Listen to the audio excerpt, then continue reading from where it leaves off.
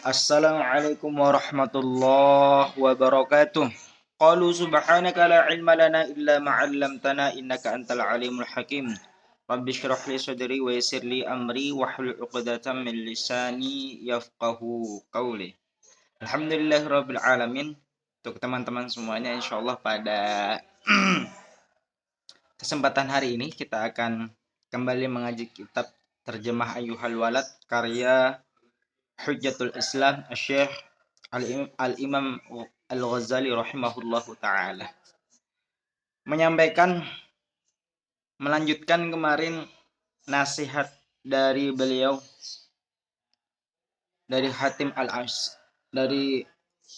Al-Asam yang disarikan dari guru beliau yang dikutip oleh Al-Imam Al-Ghazali rahimahullah. Yang nomor 6, saya melihat manusia yang paling bermusuhan karena berbagai sebab dan tujuan. Maka saya merenungkan firman Allah Subhanahu wa taala, "Innasyaitana lakum aduwwun." Sesungguhnya syaitan itu adalah musuh bagimu. Anggaplah ia musuhmu. Di dalam surah Fatir ayat ke-6. Maka saya mengerti bahwa permusuhan itu tidak diperbolehkan kecuali dengan syaitan. Jadi menurut Al-Imam Hatim Al-Asam, beliau mengatakan bahwasanya apa yang disampaikan oleh gurunya, yakni saya tidak melihat manusia itu kecuali saling bermusuhan dengan berbagai tujuan dan sebab. Maka dia merenungkan di surah Fatir ayat ke-6, Inna syaitana lakum aduun. Sesungguhnya syaitan itu adalah musuh bagimu. Selanjutnya, yang nomor 7 adalah banyak manusia yang bekerja keras memburu harta hingga mereka terjerumus pada perbuatan yang haram atau juga syubhat. Mereka telah menghinakan dirinya, maka saya bertafakkur dan memperhatikan firman Allah Subhanahu wa taala, "Wa ma min dabatin fil ardi illa 'ala Allahi rizquha." Dalam surah Hud ayat ke-6. Ya. Maka mengertilah saya bahwa rezeki itu berada pada kekuasaan Allah Subhanahu wa taala.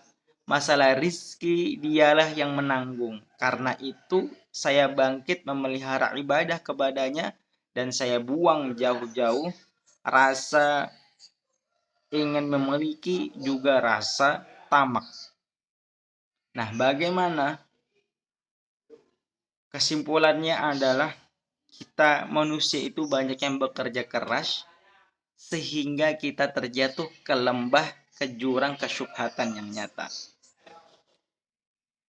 Karena ini disandarkan dalam surah Hud ayat ke-6 yang Allah berfirman, "Wa ma min dabbatin fil ardi illa 'alallahi rizquha." Tidak ada pun satu pun makhluk di muka bumi ini, baik itu yang melata, baik itu yang hidup berjalan di atas daratan, kecuali rezekinya sudah dijamin oleh Allah Subhanahu wa taala. Setelah itu nasihat guru beliau dari Al-Imam Hatim Al-Asam yang nomor 8 atau yang terakhir, saya melihat kepada setiap orang yang menggantungkan dirinya kepada sesama makhluk. Sebagian dari mereka ada yang menggantungkan dirinya pada harta dan hak milik. Sebagian lagi ada yang bergantung dengan pekerjaan dan kerajinan, pertukangan dan lain sebagainya. Maka Syekh Hatim Al-Asam ini kemudian merenungkan firman Allah Subhanahu wa taala, "Wa may yatawakkal 'alallahi fahuwa hasbuh. Innallaha balighu amrihi qad ja'alallahu likulli syai'in qadra."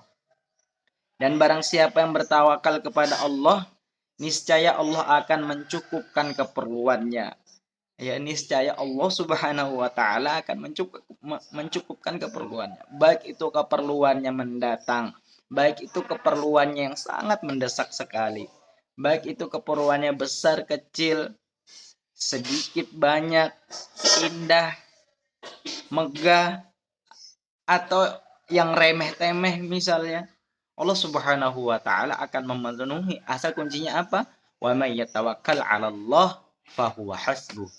Innallaha balighu amrihi qad ja'alallahu likulli syai'in qadra.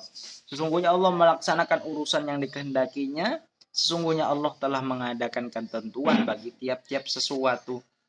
Allah Subhanahu wa taala sudah menentukan takarannya. Allah Subhanahu wa taala sudah menentukan bahwa rezeki kita tidak akan tertukar. Selamat datang yang baru bergabung. Maka selanjutnya Al-Imam Hatim Al-Aqsam mengatakan, oleh karena itu saya bertawakal kepada Allah sebab hanya dialah yang dapat mencukupi segala kebutuhanku. Hanya Allah sebaik-baik pelindung. Setelah mendengar keterangan Hatim, maka Syakik berkata, semoga Allah memberimu taufik. Saya telah membawa Taurat, Zabur, Injil, dan Al-Quran. Ternyata keempat kitab itu berisi 8 faidah ini. Jadi keempat kitab Taurat, Zabur, Injil, dan Al-Quran itu berisi 8 faidah yang disarikan oleh Hatim Al-Aqsam ini. Menurut gurunya yaitu Syakik. Selanjutnya adalah nasihat yang nomor 18 di dalam kitab Ayyuhal Walad yang ditulis Hujjatul Islam Asy-Syaikh Al-Imam Al-Ghazali rahimahullahu ta'ala. Wahai anakku, telah engkau ketahui dari 2 macam hikayat bahwa engkau tidak perlu pada ilmu pengetahuan yang banyak. Dan sekarang aku akan menerangkan kepadamu tentang hal-hal yang wajib bagi orang yang menempuh jalan kebenaran. Apa itu? Ketahuilah bahwa orang yang akan menempuh jalan kebenaran harus mempunyai pembimbing yang mampu mendidik dirinya untuk memiliki akhlak yang mulia. Pendidikan dan mendidik itu adalah bagaikan mengerjakan pertanian, yaitu bahwa petani itu selalu mencabut kayu yang berduri dan mengeluarkan tumbuh-tumbuhan yang lain dan yang tumbuh di sela-sela tanaman yang ditanam, supaya tanamannya bertambah baik dan hasil pertaniannya bertambah sempurna. Orang yang hendak menempuh jalan kebenaran itu harus mempunyai guru yang dapat membimbingnya ke jalan Allah. Allah telah mengutus Rasul untuk menuntun hambanya ke jalan yang lurus. Setelah Rasulullah SAW meninggal, beliau digantikan oleh generasi di belakangnya yang membimbing hambanya ke jalan Allah. Ya, jadi Asy-Syaikh Al-Imam Al-Ghazali rahimahullahu ta'ala menyampaikan kepada murid-muridnya. Jadi terjemah Ayyuhal Walad ini adalah dari kitab Ayyuhal Walad. Ayyuhal Walad itu sendiri adalah kitab yang dibuat oleh Al-Imam Al-Ghazali rahimahullahu ta'ala ketika dulu beliau mengajar di Universitas Nizamiyah.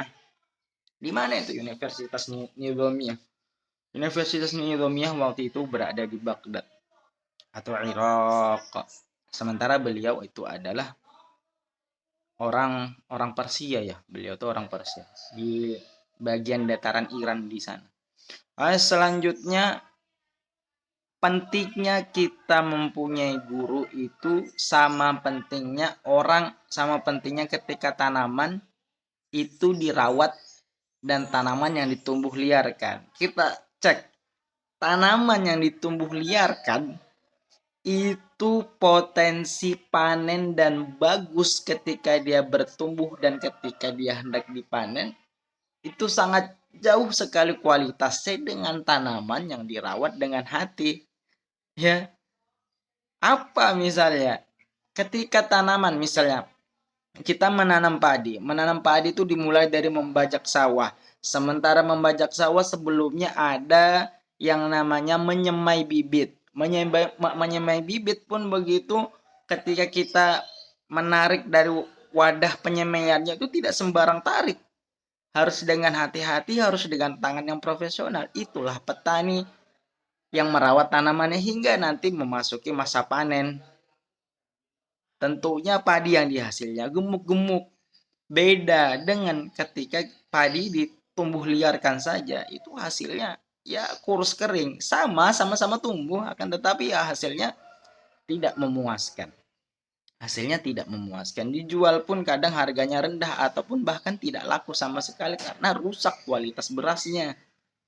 Begitulah posisi guru di mata menurut Al-Imam Al-Ghazali rahimahullahu taala pun nanti ketika ada pendapat misalnya zaman sekarang itu berguru kita tidak harus ada gurunya. Ya menurut saya sah-sah saja karena itu kemerdekaan berpikir. Karena itu kemerdekaan berpikir. Langkah selanjutnya orang yang hendak adapun persyaratan seorang, nah ada diterangkan syarat-syarat menjadi seorang pendidik.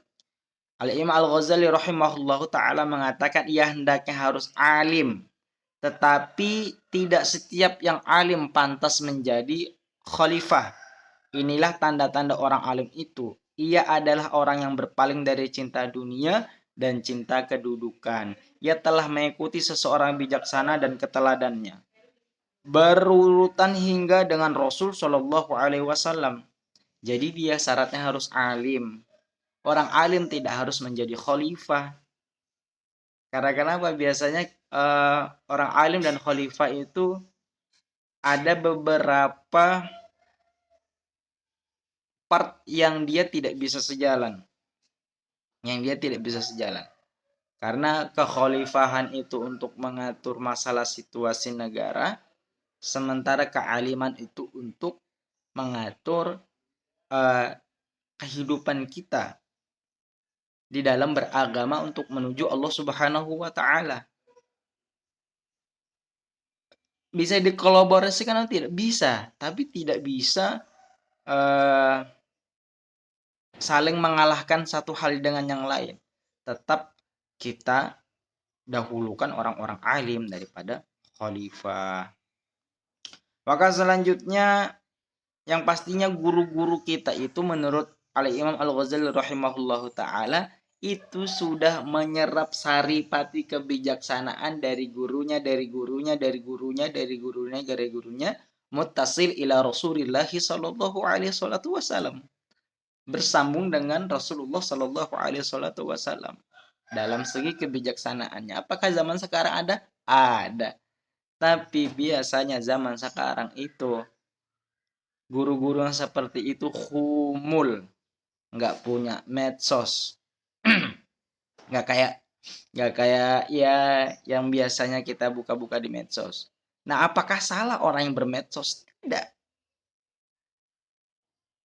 Apakah orang-orang di medsos bisa diambil ilmunya? Bisa. Akan tetapi tetap kita menjalin silaturahmi dengan guru-guru kita yang asli nih ya, yang asli sebenarnya mereka tidak mempunyai medsos. Apakah mereka tidak bisa menggunakan media sosial? Bisa sebenarnya dengan kemudahan yang ada sekarang. Tapi ya itu, rata-rata mereka itu humul atau menjauh dari hiruk pikuk dunia. Ya kita cari saja ya, kita cari entah itu nanti ada di kampung kita atau nanti ada di kampung sebelah kita atau ada di kota lain. Terserah itu mau guru ruhaniyah, mau itu guru fikih misalnya, guru tata bahasa Arab misalnya.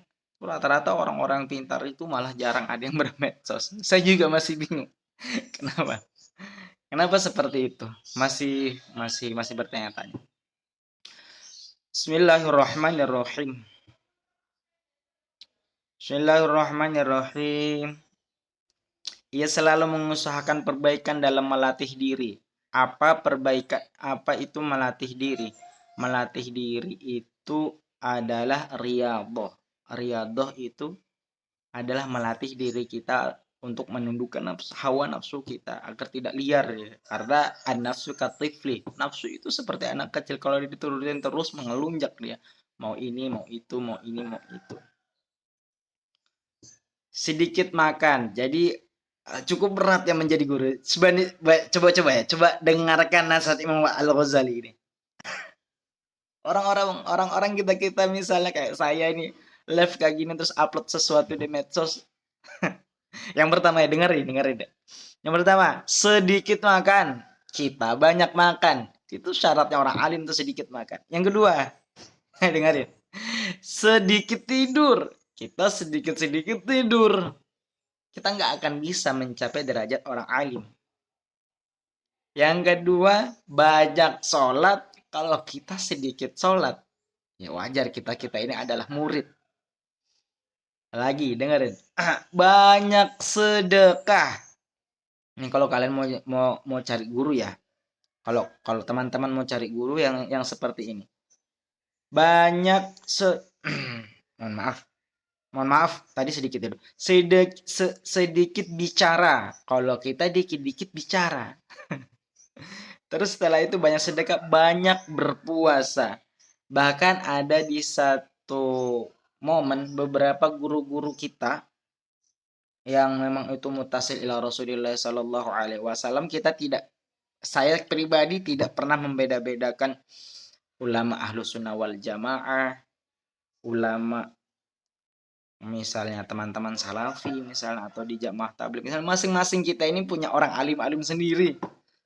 Masing-masing kita ini punya orang-orang yang seperti yang dikriteriakan Al-Imam Al-Ghazali rahimahullahu taala ini. Kita punya semua sebenarnya di masing-masing kelompok kita, di masing-masing organisasi kita.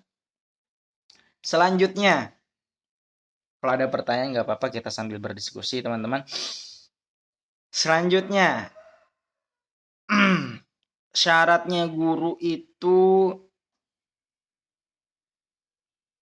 selanjutnya, lantaran mengikuti guru yang waspada, ia selalu melakukan akhlak-akhlak mulia. Akhlak kalau itu ibadah yaumiyah ya. Ibadah yaumiyah tadi itu sedikit bicara, banyak sholat, banyak sedekah, sedikit makan. Itu ibadah yaumiyah. Nah, akhlaknya, perhatikan, akhlaknya seorang alim itu adalah sabar. Kalau kita terbiasa marah, setelah itu orang alim itu harus banyak syukur. Kalau kita banyak kufurnya, kalau kita banyak kufurnya, orang alim atau seorang guru itu harus tawakal. Kalau kita banyak apa lawannya tawakal? Lawannya tawakal itu adalah sombong karena tidak mau berserah diri kepada Allah Subhanahu wa taala. Bang, katanya cewek itu nggak boleh nahan amarah, bisa menjadi penyakit bang, gimana tuh bang? Ya, kebetulan saya di rumah punya dua, yang satu rumah itu punya dua cewek, yang satu istri, yang satu lagi anak. Nah, betul, karena memang dari segi penelitian sebenarnya ya cewek itu banyak ngomongnya, sedangkan kita itu para laki-laki itu sedikit ngomongnya. Ada yang mengatakan laki-laki itu sehari paling banyak itu 16.000 kata-kata per hari, sedangkan wanita adalah 20.000 kata-kata per hari. Nah, itu saya kurang paham penelitiannya dari mana. Pernah mendengar yang seperti itu. Ya, marahnya boleh dilampiaskan ke orang-orang yang dia paham. Kalau istri saya marah, itu dia sudah disclaimer dulu di awal-awal kami menikah. Disclaimer dulu, kalau saya marah, dengerin aja. Kalau saya marah, dengerin aja. Walaupun saya beberapa kali lepas kendali. Saya beberapa kali lepas kendali. Ya itu, saya kecuali ke orang-orang terdekat aja ya marahnya ya. Jadi untuk para wanita-wanita, tumpahkan amarahmu ke orang yang engkau sudah kasih disclaimer dulu di awal. Apalagi kita laki-laki ini, laki-laki itu kita nggak bisa tahu kalau nggak dikasih tahu. Kalau nggak dikasih tahu kita tuh nggak bisa tahu. Nah, sedangkan perempuan ini sangat perasa sekali, sangat peka sekali. Oke, kurang lebih seperti itu ya. Emang kalau cewek kan nikah nanti, tapi kan harus sholat, nggak boleh tinggal sholat kalau nggak. Tapi nanti kan. Maksudnya, bang, kalau cewek kan nikah nanti tapi kan harus sholat. Nggak boleh meninggalkan sholat kalau nggak haid. Tapi kalau nanti haid pas honeymoon, pertanyaan boleh dijelaskan. Nanti kita jawab lagi ya, kita selesaikan dulu. Boleh ditulis pertanyaan lagi, boleh. Sambil kita mendengarkan nasihatnya Al-Imam Al-Ghazali rahimahullahu taala di kitab Ayyuhal Walad.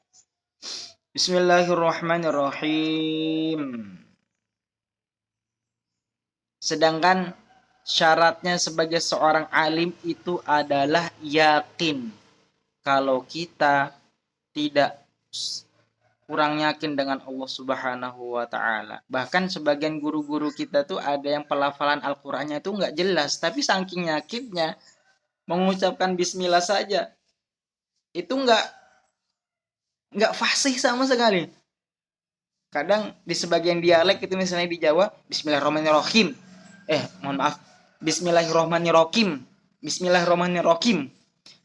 Sembuh. Karena menurut beliau yakin pada Allah Subhanahu wa taala. Guru-guru kita tuh yakin semua. Mereka tidak fasih memang untuk mentartilkan Al-Qur'an. Akan tetapi mereka sangat fasih sekali bagaimana memusatkan keyakinan seketika itu pada saat itu cepat tepat ampuh terkabulkan. Saya sendiri belum bisa. Boleh Kak. Terima kasih yang sudah tanya-tanya. Boleh Kak ya. Nanti kalau ada yang kurang paham boleh tulis pertanyaan di kolom komentar di video-video saya nanti saya jawab pakai VT Kak ya. Oke, terima kasih Nak. Terima kasih Kak. Syukran jazakumullah khairan katsiran. Kita lanjutkan.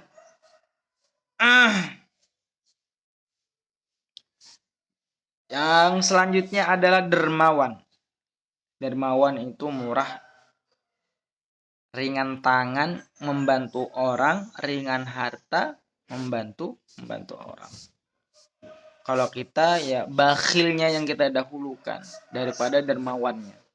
Maka selanjutnya adalah orang alim itu atau guru itu harus tenang hatinya. Tenang. Karena Allah Subhanahu wa taala itu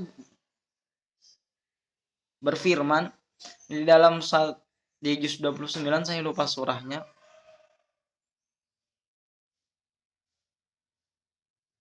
Mohon maaf. Di dalam Al-Qur'an saya lupa surahnya ini. Entah juz berapa. Wa kanal insanu ajula. Jadi manusia itu diciptakan ya memang sifatnya itu ajula, tidak tenang hatinya. Tidak tenang hati maksudnya apa? Tergesa-gesa. Kalau kita mau jadi guru, kalau kita mau jadi orang alim, itu enggak mempunyai sifat tergesa-gesa. Pengalaman pribadi, saya ini orangnya pelupa. Suatu ketika hendak memasuki pintu rumah, ya saya pasti tergesa-gesa kemana ya, kuncinya kemana ya, nyariin kemana ya. Padahal ada di kantong. Nah itu guru itu nggak seperti itu. Guru itu tenang. Oh kuncinya hilang ya. Sebentar kita cari dulu ya. Kita teliti dulu ya. Jadi seperti itu. Tenang. Nggak tergesa-gesa. Selanjutnya guru itu harus penyantun. Jadi menyantuni orang yang lebih kecil, menyantuni juga kepada orang yang lebih tua. Apalagi bahkan sekarang banyak fenomena anak-anak pondok itu cium tangan sama kiai, tapi akan tetapi di rumah orang tuanya diabaikan. Kadang pekerjaan rumah tidak dibantu. Dan itu pun sempat menjangkiti saya. Awal-awal dulu mondok sempat menjangkiti saya, dan wal'iyadzubillah na'udzubillah min dzalik. Jangan sampai terjadi kepada kita semua. Selanjutnya adalah guru itu harus rendah hati. Jadi nggak sombong. Rendah hati, nggak sombong. Selanjutnya guru jujur dan harus tidak banyak bohong. Guru itu memiliki sifat malu yang dia dahulukan. Jadi dia tuh malu. Malu dalam artian bukan kok disuruh ngomong di depannya orang dia malu. Disuruh berbuat kebaikan dia malu. Enggak. Dia kadang itu malu malunya itu berdasarkan syariat. Misalnya dia dikasih harta oleh seseorang, dia malu untuk menerima, malu sama Allah Subhanahu wa taala untuk menerima harta itu. Kalau malu-malu yang lain itu, misalnya malu mengajarkan ilmunya, itu nggak malu, itu males. Itu males aja sebenarnya. Ya itu definisi malu yang disebutkan Al-Imam Al-Ghazali rahimahullahu taala. Setelah itu guru itu setia, mau setia sama siapapun, setia sama istrinya, setia sama muridnya. Jadi jarang ada kita tuh guru-guru kita tuh mohon maaf menceraikan istrinya dengan cara yang tidak ma'ruf misalnya, menceraikan istrinya dengan cara yang tidak ihsan misalnya. Pun ketika terpaksa guru-guru kita tuh ketika mereka terpaksa bercerai, sangat sekali dijaga hati mantan istrinya, sangat menjaga hatinya sekali. Setelah itu guru itu ya tadi tenang, perlahan-lahan dan sebagainya sebagai tingkah laku dalam kehidupannya. Insyaallah kita live 3 menit lagi ya, 3 menit lagi kita live. Terima kasih Kak V, dari tadi gabungnya lama banget. Kak V ini namanya siapa? Kak V. Terima kasih. Ya. Orang yang telah mempunyai sifat-sifat tersebut berarti telah memiliki sebagian dari Nur Muhammad sallallahu alaihi wasallam. Orang yang dijelaskan bahwa orang-orang yang memiliki seperti ini sifat-sifat yang telah disebutkan Al-Imam Al-Ghazali rahimahullah ta'ala, dia telah memiliki Nur Muhammad sallallahu alaihi wasallam. Saya tidak akan berbicara mengenai Nur Muhammad karena di sini banyak perbedaan, banyak pertentangan pendapat mengenai itu, dan ini kembali ke keyakinan masing-masing. Kembali ke pembelajaran masing-masing.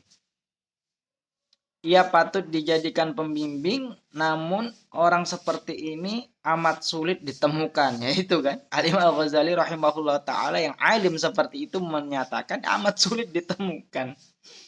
Apalagi dia terpampang di medsos. Allah. Boleh. Kita boleh mengambil orang-orang ilmunya yang di medsos itu hanya untuk jembatan seperti saya. Saya ini hanya untuk jembatan agar teman-teman semua menemukan orang alim di kampung-kampung kalian. Agar teman-teman semua mau membuka mata, mau membuka telinga bahwa orang-orang alim di kampung kalian itu banyak sebenarnya. Gak mungkin. Di negara yang seliberal Jepang itu ada ulamanya. Di negara yang misalnya sangat bebas sekali seperti di Eropa Barat, Eropa Tengah, dan sebagian Eropa Timur. Karena Eropa Timur tuh agak sedikit banyak Islamnya. Itu ulama-ulamanya banyak sekali. Sekarang tuh Islam itu kita nggak sulit lah cari ulama kita di daerah kita. Maka selanjutnya Bismillahirrahmanirrahim. Ketahuilah bahwa orang yang bertasawuf itu mempunyai 2 sifat. Yakni apa? Istiqomah dan bersifat tenang terhadap manusia. Maka barang siapa yang beristiqomah dan berbaik budi kepada orang-orang yang memperlakukan mereka dengan bijaksana, maka dialah yang disebut sufi.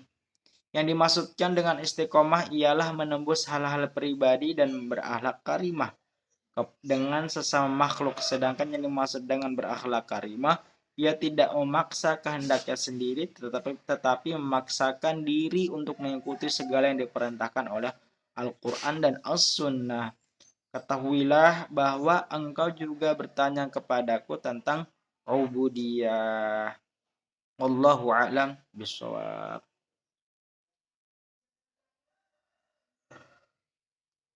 Alhamdulillah kita cukupkan untuk ngaji kita pada pagi hari ini. Insya Allah kita akan lanjutkan di pertemuan berikutnya. Dan tentunya kita diberikan kesehatan oleh Allah Subhanahu wa taala, ditenangkan jiwanya, dimudahkan jalannya untuk kita menuju posisi alim sebagaimana yang sebagaimana di dalam kitab Ayyuhal Walad yang saya bacakan pada pagi hari ini melalui terjemahannya. Barakallahu fikum. Subhanakallahumma bihamdika asyhadu an la ilaha illa anta astaghfiruka wa atubu ilaik. Wassalamualaikum warahmatullahi wabarakatuh.